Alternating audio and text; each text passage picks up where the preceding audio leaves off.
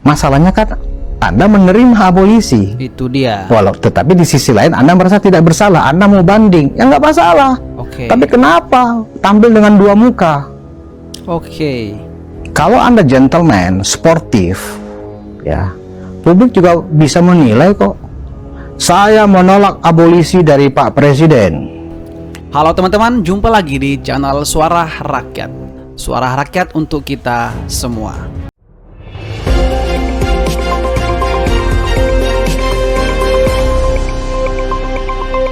Terkait dengan kasus Tom Lembong, yang dimana kasus ini merupakan suatu kasus yang semestinya sudah selesai.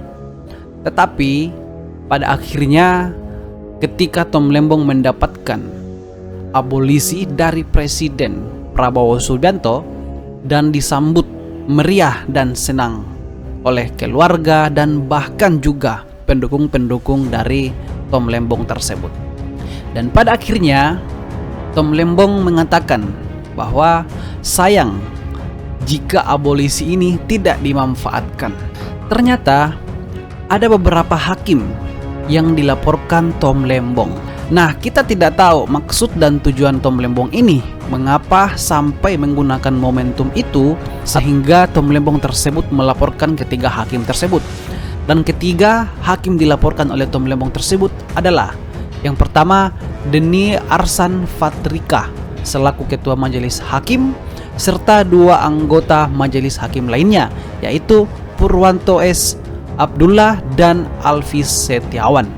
Nah, ketika Pak Tom Lembong ini diwawancarai oleh berbagai media, kata Pak Tom Lembong adalah ya, supaya bersama-sama kita bisa memanfaatkan momentum dari abolisi ini untuk mendorong perbaikan yang dapat kita dorong. Sayangkan kalau momentum ini tidak dimanfaatkan untuk kebaikan bersama. Dari perkataan Tom Lembong itu, sebagai warga Indonesia perlu kita bertanya-tanya, apa sebenarnya yang ingin diperbaiki oleh Tom Lembong tersebut? Seperti apa yang mereka katakan bahwa kita akan perbaiki, kita akan dorong. Nah, sebagai masyarakat biasa, itu perlu kita pertanyakan apa yang sebenarnya menjadi masalah bagi penegak hukum kita, sehingga Tom Lembong melaporkan hakim dan ingin katanya memperbaiki. Nah teman-teman, saya menemukan sebuah video yang mengatakan bahwa Tom Lembong jangan kau bermuka dua. Nah ini juga yang menjadi pertanyaan saya, kenapa sampai-sampai Pak Tom Lembong juga ini sudah dibebaskan tapi malah melaporkan hakim. Saya tidak tahu apakah ada di balik semua itu ada sesuatu, atau malah Pak Tom Lembong belum menemukan kebaikan yang sebenarnya. Bagi teman-teman, kita akan tonton video ini. Inilah kekeliruannya. Kalau Anda yakin, Tom, bahwa Anda tidak bersalah, Anda tolak dong abolisi Pak Prabowo. Oke. Saya tidak mau mendapatkan kebebasan, kemerdekaan saya karena abolisi. Karena saya yakin saya tidak bersalah. Harus begitu, Tom. Oke. Ya, itu baru gentleman. Masalahnya kan Anda menerima abolisi. Itu dia. Tetapi di sisi lain Anda merasa tidak bersalah. Anda mau banding, ya nggak masalah. Oke. Tapi kenapa tampil dengan dua muka? Oke. Kalau Anda gentleman, sportif, ya, publik juga bisa menilai kok. Saya menolak abolisi dari Pak Presiden karena saya ingin mendapatkan kebebasan saya lewat keputusan majelis yang di atas majelis tingkat pertama. Saya akan banding ke pengadilan tinggi. Kalah saya kasasi ke Mahkamah Agung. Harusnya begitu. Ya, jangan kemudian bermuka dua. Oke. Anda menerima abolisi, tapi kemudian abolisi dari presiden Anda olok-olok. Betul ya. Inilah. Nah, seperti itu teman-temannya. Saya umpamakan ya teman-teman. Ketika kita punya sesuatu, kita memberi kepada orang, lalu orang tersebut menggunakan hal-hal atau hal-hal lain tentang yang kita beri. Nah itu dia, saya ibaratkan seperti itu ya kira-kira. Jadi misalkan seandainya Pak Tom Lembong itu menggunakan itu sebagai bentuk kebaikan dirinya, oke lah. Tetapi untuk kepentingan kepolitikan, nah saya rasa itu sebenarnya ya harus dipertimbangkan juga untuk Pak Tom Lembongnya. Baik ya teman-teman, seperti biasa kita akan baca komentar para netizen terkait dengan video ini dan terkait dengan Pak Tom Lembongnya. Oke. Ini ada dari Regina Tion. Kalau jauh dengan Jessica Wongso yang tetap menolak amnesti sampai dia keluar penjara, cewek aja hebat. Nah iya kan, begini. Kemarin kasus kopi sianida ya teman-teman. Nah Jessica Wongso itu kan tetap menolak juga ya kemarin, dan akhirnya dia juga selesai dengan kasus tersebut. Walaupun dia sebenarnya kan kemarin itu sempat dikatakan bahwa tidak melakukan hal apapun, termasuk untuk mencampur kopi-kopi tersebut ke dalam gelas itu. Nah tapi akhirnya dia juga sudah mulai ini ya teman-teman, dia sudah mulai tahu lah situasi dan kondisinya. Kemudian Muhammad Iksan, kalau tidak bersalah ngapain takut, katanya pintar ya, usut sampai tuntas. Nah itu dia ya kan. Kalau memang Pak Tom tidak bersalah sekian itu ya harusnya menolak juga ya. Sebenarnya kemarin abolisi itu harusnya menolak. Ketika mereka mengajukan banding malah stop juga di situ setelah diberikan abolisi. Nah seperti itu. Kemudian ada tendensius, soalnya Lembong temanan sama Anies jadi muka dua juga. Bisa jadi juga ya, bisa jadi. Komentarmu terlalu jujur, kemudian benar sekali ya, kemudian betul sekali. Oke. Kemudian ada Ahmad Hawari, bilang aja Pak kalau Bapak mau Tom ada di penjara. Oke, enggak. Sebenarnya kan kalau orang terkasus seperti itu ya tergantung juga dari sisi kasusnya seperti apa. Kemudian Yoyo SP, amnesti dan abolisi berarti mengakui kesalahannya. Oke, kemudian dibalas ya. Betul sekali, beda abolisi menghapus semua proses dari penangkapan sampai putusan, beda dengan amnesti. Oke. Kemudian ada Dayu Dorkin, Jessica Wongso lebih cerdas menolak amnesti. Yes. Memang wanita tangguh sih sebenarnya kalau hal seperti itu. Berarti dia tahu ya. Dia kan mau menjalani itu. Oke, kemudian ada Anda datangin Repli Harun biar dikasih paham Pak. Kemudian dibalas, Repli barisan sakit hati, Repli Harun orang yang cerdas. Kemudian ada maaf lah, maaf, lainnya lihatlah dari logika, bukan pakai hati. Dia pintar tapi sudah gak netral. Oke. Kemudian ada ini aku, lagian si Wowo kenapa sih pakai abolisi segala?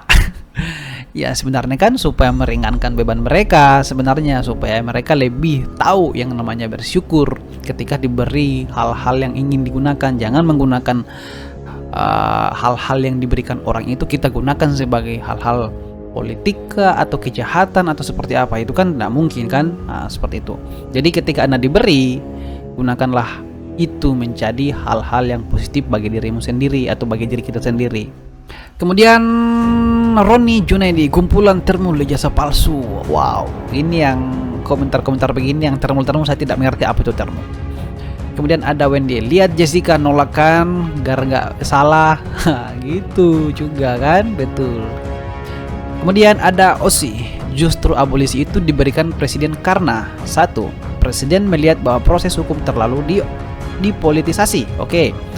Dua, tidak ada bukti rendahan yang meyakinkan bahwa saudara Tom Lembong bersalah. Ketiga, kebijakan menteri sudah persetujuan dari presiden pada waktu itu secara lisan. Empat, hak prerogatif presiden sebagai kepala negara dan pemerintah.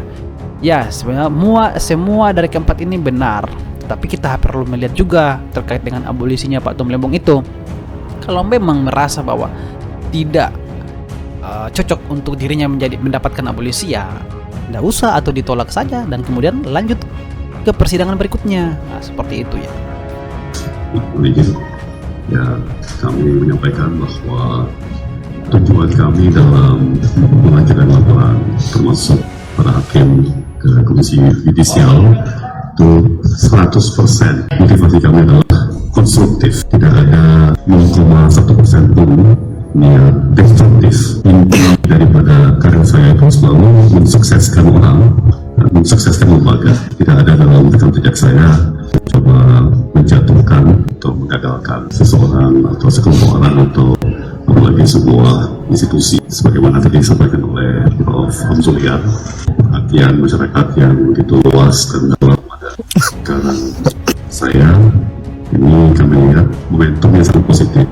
Sebagai manusia kita pasti tidak sempurna, ya kan? Dan kalau kita kondusif bersama bersama untuk berbenah, saya kira itu kan sesuatu yang baik dan tepat, dan hemat saya bahkan sesuatu yang mulia, ya. Berkat perkara ini Indonesia atau apa itu mens rea, ya, sampai sebuah momentum edukatif. Ada tujuan politik yang ingin dicapai Prabowo dalam kasus pemberian amnesti dan abolisi ini, termasuk pada 17 Agustus nanti kan, dalam rangka 17 Agustus.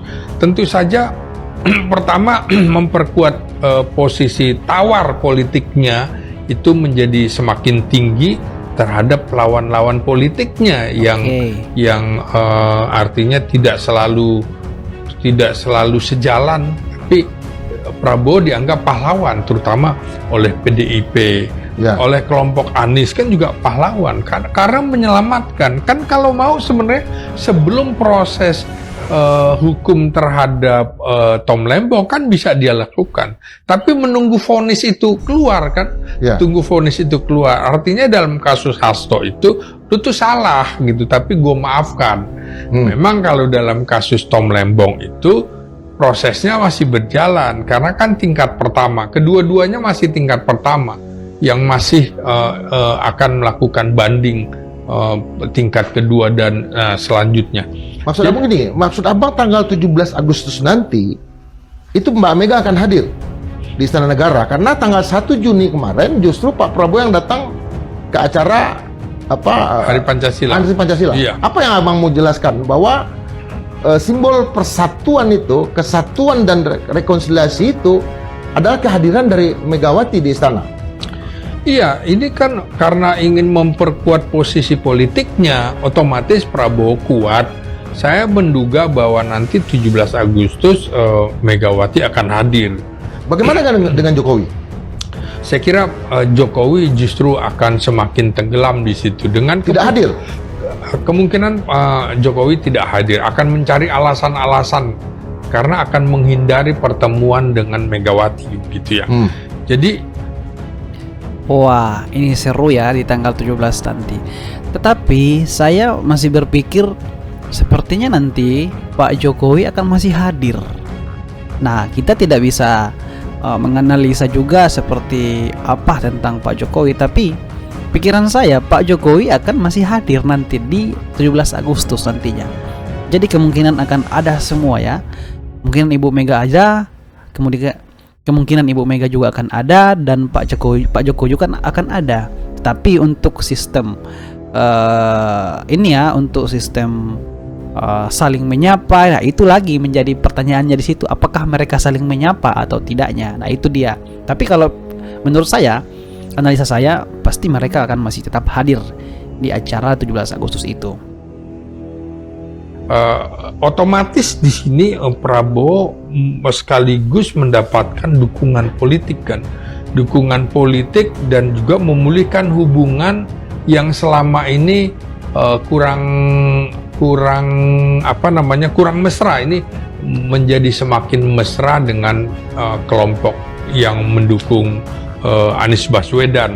Nah, jadi ini memang kalau saya lihat gini ya, Prabowo itu sebagai presiden dengan latar belakang militer, tentu saja antara yang dikedepankan adalah stabilitas. Maka ini untuk menjaga stabilitas politik dalam pemerintahannya.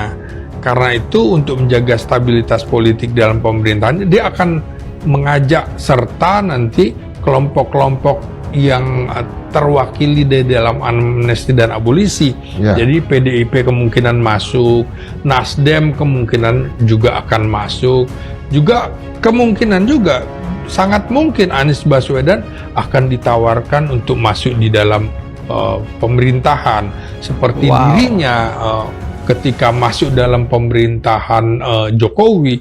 Karena cara berpikir Prabowo ini kan persatuan, lupakanlah kasus-kasus lama, lupakan kompetisi kita. Ini dia juga